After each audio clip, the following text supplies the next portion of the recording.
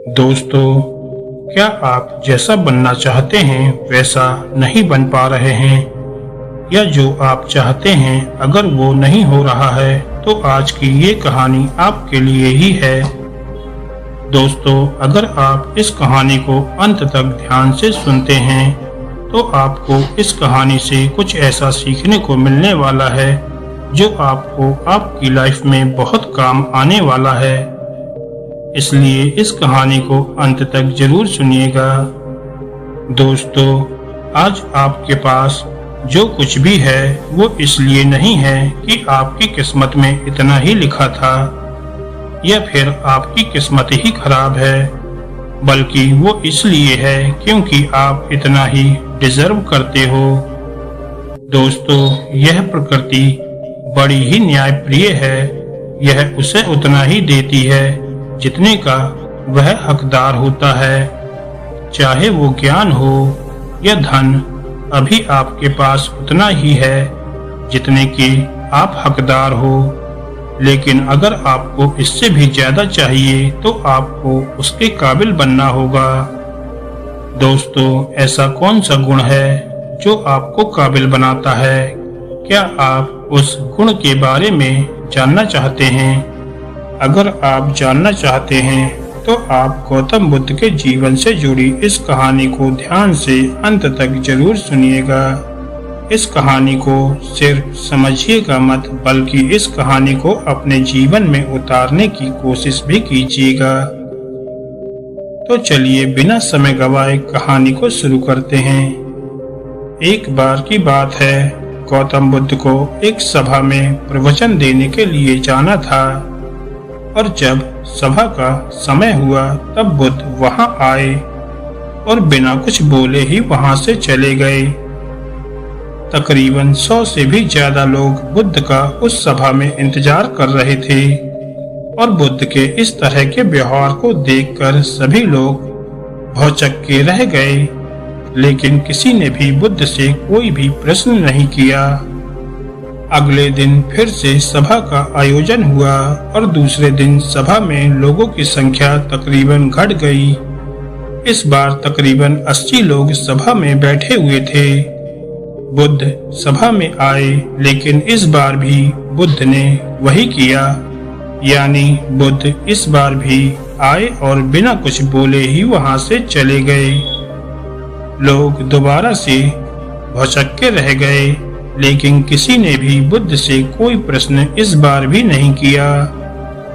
अगले दिन सभा का आयोजन फिर से किया गया, लेकिन इस बार सभा में लोगों की संख्या और घट गई। इस बार सभा में केवल 50 लोग ही आए हुए थे।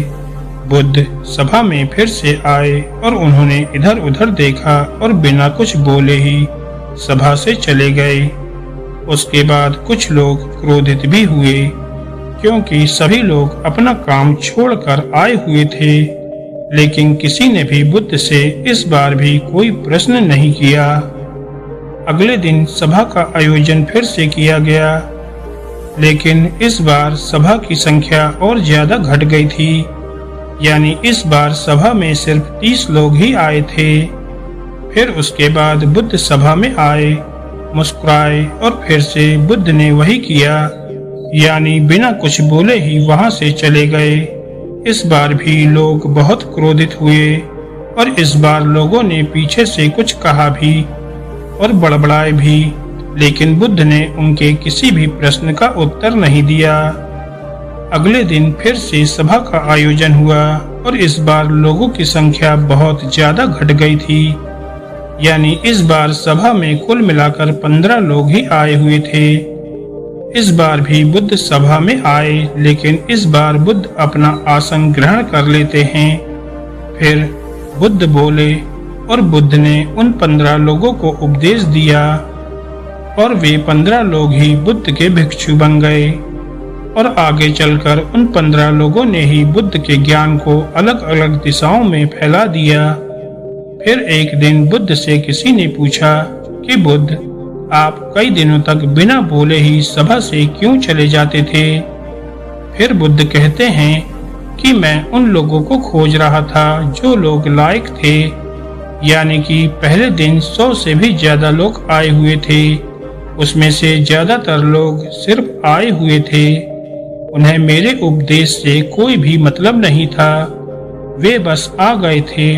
और उसमें से ज्यादातर लोग सिर्फ देखने और सुनने आए हुए थे कि सभा में क्या होता है। वे मेरे काम के लोग नहीं थे, क्योंकि वे लोग मेरे ज्ञान को औरों तक नहीं पहुंचा सकते थे। मुझे तो उन लोगों की खोज थी जो मेरे ज्ञान को जन जन तक पहुंचा सके। कई दिनों तक सभा से बिना बोले ही मैं इसलिए चला गया, क्योंकि मैं ये देखना चाहता था कि वे कौन लोग हैं जिन लोगों के भीतर वास्तव में ज्ञान पाने की चाहत थी।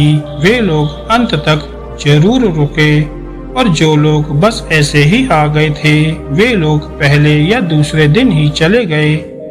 जिनके भीतर धैर्य था उन्हें मुक्ति का मार्ग भी मिला, और जो लोग जल्दबाजी में थे वे लोग अब घर में बैठे हुए हैं। सवाल ये नहीं है कि मैं तुम्हें क्या दे सकता हूँ, बल्कि सवाल ये है कि तुम क्या ले सकते हो। तुम्हारा पात्र कितना बड़ा है और कितने के तुम हकदार हो। जितने के तुम हकदार हो उससे ज्यादा तुम्हें नहीं मिलेगा। फिर वह व्यक्ति बुद्ध से पूछता है कि बुद्ध लायक कैसे बने। फिर बुद्ध कहते हैं कि धैर्य के द्वारा जिस व्यक्ति के अंदर धैर्य है वह अपने जीवन में कुछ भी पा सकता है।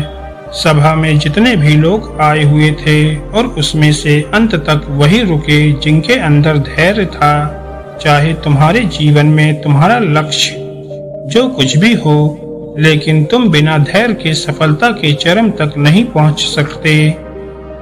फिर वह व्यक्ति बुद्ध से पूछता है कि कोई व्यक्ति अपने भीतर के धैर्य को कैसे बढ़ाए। बुद्ध कहते हैं निरंतर अभ्यास के द्वारा हम अपने भीतर के धैर्य को बढ़ा सकते हैं। जैसे कोई व्यक्ति ध्यान करना शुरू कर देता है तो उसका मन उसके सामने कई सारे अड़चने लाता है, लेकिन उसका धैर्य उसे एक दिन उसके लक्ष्य तक जरूर पहुंचा देता है।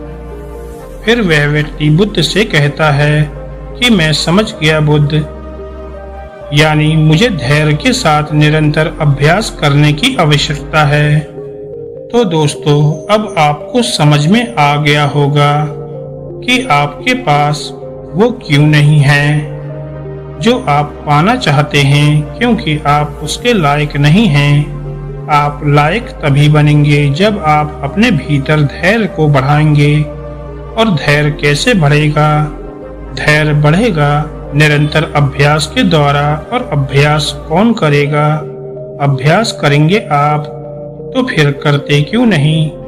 दोस्तों, खुद से ईमानदारी के साथ एक प्रश्न जरूर पूछिए कि जो आप भविष्य में बनना चाहते हैं उसके लिए क्या आप धैर्य के साथ कार्य कर रहे हो? दोस्तों, अगर आपका उत्तर नहीं है तो अपनी असफलता के लिए जिम्मेदार आप खुद होंगे। तो दोस्तों, आज की ये गौतम बुद्ध की कहानी आपको कैसी लगी हमें कमेंट करके जरूर बताएं। और कहानी यदि अच्छी लगी हो तो वीडियो को लाइक करें, और ऐसे ही मोटिवेशनल कहानियाँ सुनने के लिए हमारे चैनल को सब्सक्राइब करें। धन्यवाद दोस्तों।